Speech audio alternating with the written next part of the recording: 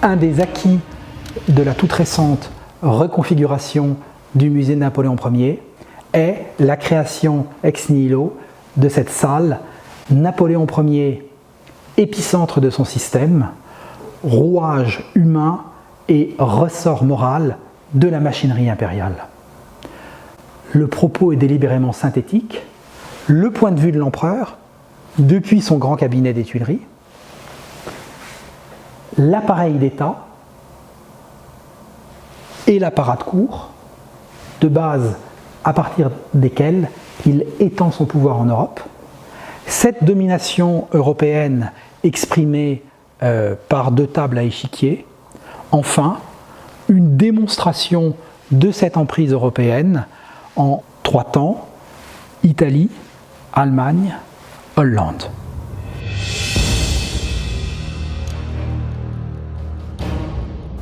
Cette vitrine consacrée à Napoléon Ier, chef d'État et chef de guerre, concentre des objets pour un pouvoir né du sabre, ce sabre des empereurs, dont la lame est offerte lors des négociations de Campo Formio en 1797, donc prémisse de la carrière de Bonaparte.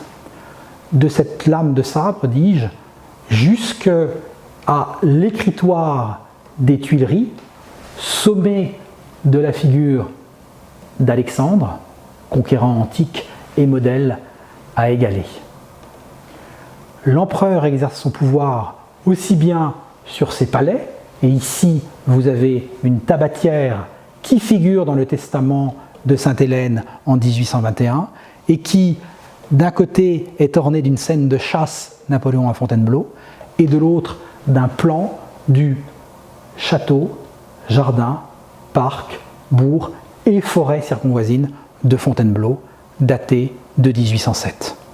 À ce plan, qui donne l'ancrage local en ce lieu, correspond une assiette représentant le Grand Empire en 1808, et cette idée d'empire et de frontières est exprimée par cette vue de Beaupart sur la rive gauche du Rhin. D'un côté, c'est l'Empire français, de l'autre, le duché de Nassau, un petit État allemand pris dans les raies de la Confédération du Rhin.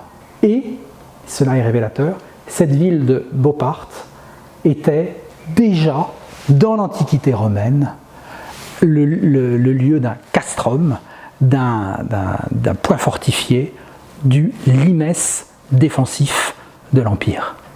Et quand on songe que Napoléon est appelé Nouveau César, Nouvel Auguste, Nouveau Trajan, on voit bien l'affiliation entre cette emprise romaine et l'Antiquité revivifiée qu'incarne Napoléon.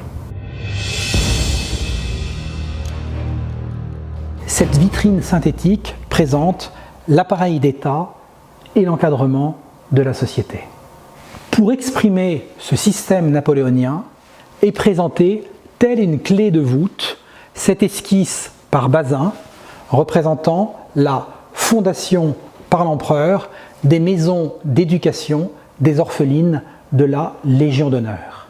Et cette œuvre concentre de la personne du souverain, en passant par les membres de la famille impériale Hortense et le cardinal Fesch, concentre de la personne du souverain à ses sujets, en l'occurrence des orphelines de soldats qui sont morts à son service et dont on voit par cette urne funéraire la patrie reconnaissante qu'ils ne sont pas morts pour rien et que l'empereur se soucie de l'éducation des enfants laissés orphelins. Cette œuvre est en clé de voûte, sachant qu'il y a 2 piliers pour leur exprimer: la justice, fonction régalienne par essence, et la police générale, confiée au ténébreux et arachnéen Joseph Fouché. La justice est exercée par Régnier, qui est ministre de la fondation du gouvernement et qui est titré en 1808 duc de Massa. C'est lui qui a commandé le grand Napoléon en souverain justicier par Giraudet, que nous avons déjà vu.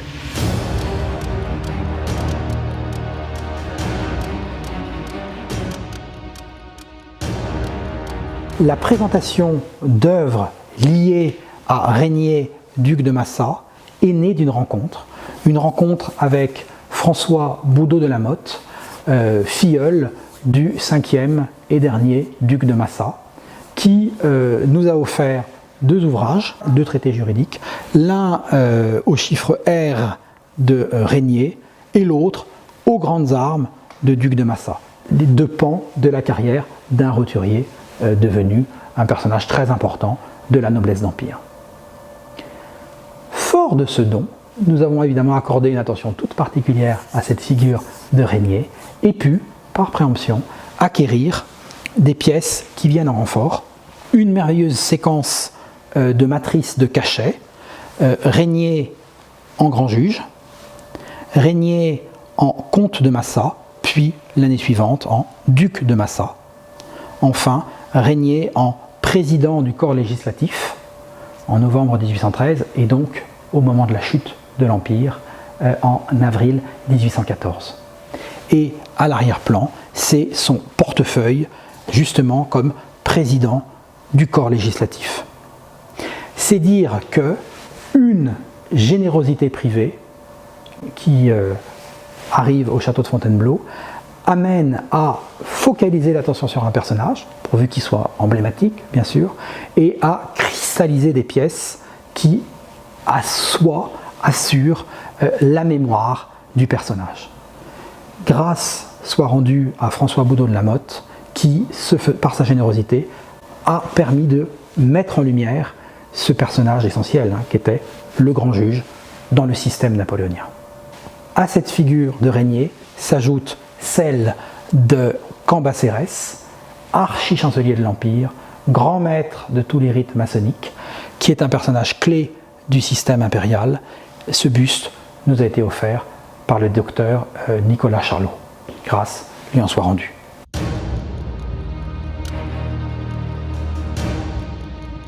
Cette salle synthétique sur le système napoléonien et une domination qui, née en France, s'étend sur l'Europe, a pour point central la juxtaposition de 2 éléments mobiliers, chacun absolument insigne, et ici convoqués pour, par leur rapprochement, exprimer la domination napoléonienne sur l'Italie. L'Italie, c'est un échiquier où Napoléon meut ses pions. Le hasard des collections, la générosité des dépôts d'autres institutions nationales, le mobilier national, le château de Compiègne, fait que peuvent être juxtaposés 2 meubles, chacun d'une valeur insigne. Cette table à échiquier, qui exprime la domination française, le dessin est fourni par l'architecte français Fontaine et l'exécution assurée par l'orfèvre Marchesini et l'opificio delle Pietre. Cette table à échiquier, disais-je, exprime la domination sur la Toscane. En effet, elle était dans l'appartement de l'empereur au palais Pitti, devenu palais impérial, un des 47 palais rattachés à la maison de l'empereur.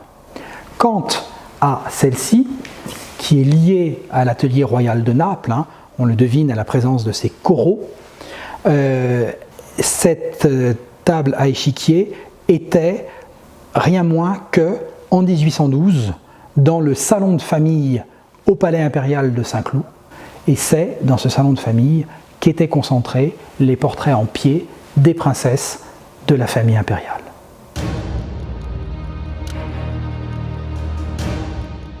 Répondant à ce damier, vous avez réparti dans cette salle des éléments qui sont comme les pions dans la main de l'empereur. J'en cite quelques-uns. Caroline, reine de Naples, c'est un buste en biscuit issu de la manufacture royale de Naples. Ou bien Pauline, épouse du prince Borghese, lequel prince Borghese est gouverneur des départements français au-delà des Alpes en résidence à Turin. Ou bien encore, pour déborder le cadre de l'Italie, Jérôme Napoléon, roi de Westphalie, et là, c'est un biscuit issu de la manufacture royale de Fürstenberg.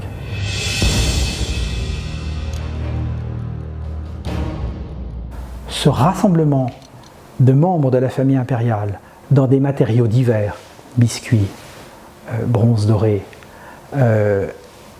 provenant de toute l'Europe, rend compte de l'envergure naturelle, consubstantielle à ce musée, l'envergure européenne du musée Napoléon Ier, d'où la thématique qui va guider notre action dans les années à venir, évoquer la France et l'Europe sous l'œil et dans la main du souverain.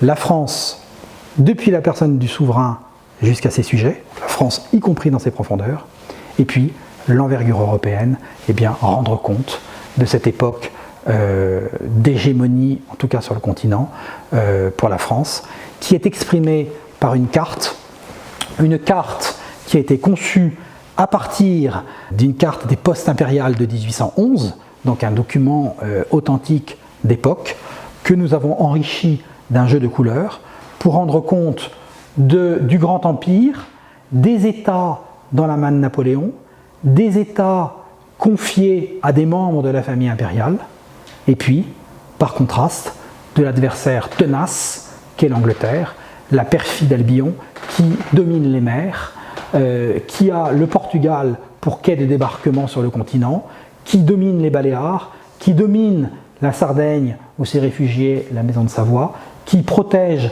la Sicile où sont réfugiés les Bourbons des deux Siciles, de la conquête par Joachim Murat, et qui domine de même les îles ioniennes et Céphalonie. Le propos de cette carte est de faire découvrir aux 500 000 visiteurs annuels du château de Fontainebleau ce moment d'apogée que fut l'Empire, cette hégémonie française en Europe continentale, un an avant l'expédition de Russie dont on connaît l'issue.